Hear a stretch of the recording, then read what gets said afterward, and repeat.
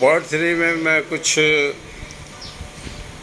ایسے مقامات کا ذکر کروں گا جہاں سیاح جاتے نہیں ہیں لیکن جانا چاہیے. مثلا میمفس کا یہ جگہ ہے جو فرعونوں کا قبرستان کہلاتی ہے، اہم جگہ ہے. تو اسی طرح اس کا ٹکٹ لگتا ہے، ٹکٹ لینا چاہیے.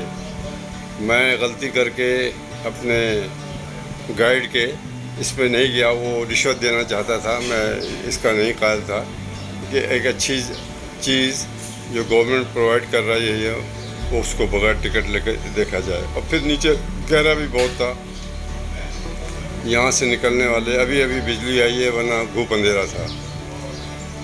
تو آگے یہ شہر کے مختلف مقامات ہیں. قاہرہ جو ہے 5000 سال قدیم شہر ہے، لگ بھگ آبادی 1 کروڑ کے قریب ہے. 2021 کی مردم شماری کے مطابق کوئی 96 لاکھ. تو شہر ڈسٹی ہے، گرد آلود ہے، مٹیالہ ہے، لیکن اس شہر کو دیکھنے کا اپنا ہی ایک لطف ہے. اگر آپ نے قاہرہ نہیں دیکھا تو کچھ نہیں دیکھا. اہرام مصر دیکھنے کے لیے لوگ ایسی بگیاں کرتے ہیں، یہ صرف لوٹ مار کا ذریعہ ہیں، ان کا لے جانا کوئی فائدہ مند نہیں. اس کے بجائے ٹیکسی میں آدمی سفر کرے، وہ بھی وہاں اویلیبل ہیں، وہ بہتر رہتی ہیں. یہ ایک اور منظر ہے اپنا قاہرہ کا. قاہرہ میں جگہ جگہ میں نے سیسی کی تصاویر دیکھی مارکیٹ وغیرہ پہ. تو گورنمنٹ لیول کی جو چیزیں نظر آتی تھیں اس میں سیسی کی تصویر نظر آئی. لوگ بھی انور سادات کے زمانے کو یاد کرتے تھے. یہ میں نے بگلا دیکھا، 44 سیکنڈ کی یہ ویڈیو ہے. میں نے دیکھا کہ وہ ناکام رہا. اس مچھلی کو اس نے پکڑ تو لیا اور بار بار گیلا کر کے کھانے کی کوشش کر رہا تھا، لیکن جب تک میرا رخ اس کی کشتی کی طرف رہا یہ بگلا اس مچھلی کو نگل نہیں سکا. اس نے ہر ممکن کوشش کی کہ اس کو نگل لے، گھوم پھر کے یہ کھاتا رہا، لیکن غالباً مچھلی اس کے منہ کے سائز سے بڑی تھی، یہ اس میں ناکامی رہا. تو ایسے کافی مناظر نظر آتے ہیں آپ کو.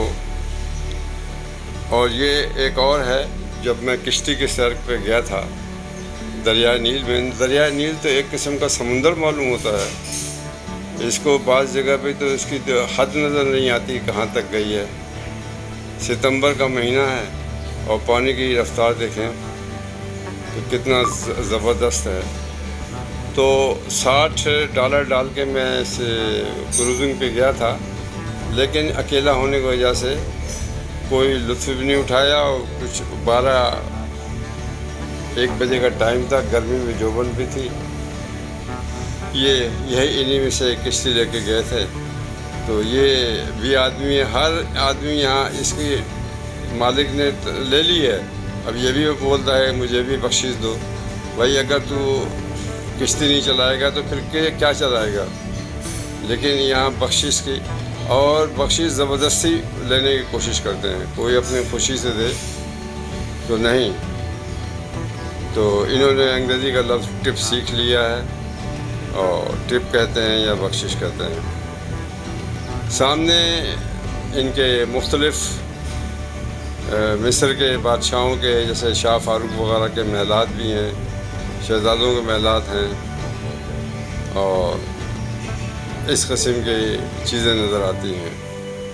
یہ شاہ فاروق نے بجلی گھر پہلا بنوایا تھا، تو وہ ابھی بھی استعمال میں ہے. یہ کسی شہزادے کا، شہزادہ طلال بتا رہے تھے، اس کا محل ہے. تو میں نے کہا آپ کو یہ بھی دریا کے سیر کے دوران یہ دکھاؤں. دریا بلا شبہ ایک سمندری سا ہی نظر آتا ہے. اب یہاں سے بہتا ہوا یہ سوڈان چلا جائے گا دریا، ایک دوسرے ملک.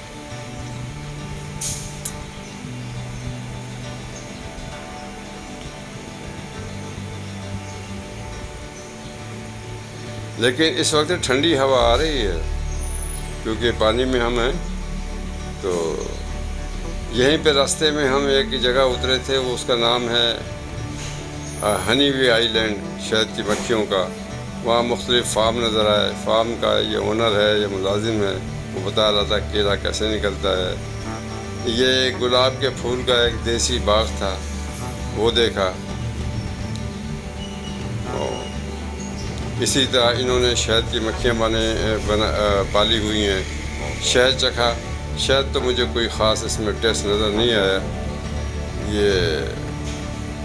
یہ بیچنے کی کوشش کر رہے تھے، بڑی مشکل سے میں نے جان چھڑائی.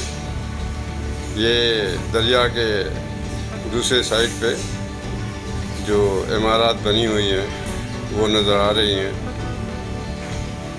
تو سامنے یہ جیسے سکھر بیراج میں پل بنے ہوئے ہیں، مختلف گیٹ بنے ہوئے، گیٹ سے لگے ہیں. اس سے کافی دوری کشتی والے نے کشتی اپنی موڑ دی. حالانکہ بات طے یہ ہوئی تھی کہ وہاں تک جائیں گے، لیکن بہرحال میں نے بھی اصرار نہ کیا کہ کافی ہو گئی تھی دھوپ میں. مچھیرا جو ہے کشتی مارتا ہوا نظر آ رہا ہے. میں نے کہا آپ کو بھی دکھاؤں کتنی محنت سے روزی روٹی پیدا کی جاتی ہے. یہ پگلوں نے گندگی میں جو دریا نیل میں جمع ہو گئی، اس پہ چھوٹے چھوٹے جزیرے بن گئے ہیں، اس پہ آرام کر رہے ہیں. ویڈیو کو لائک کریں، شیئر کریں. شکریہ.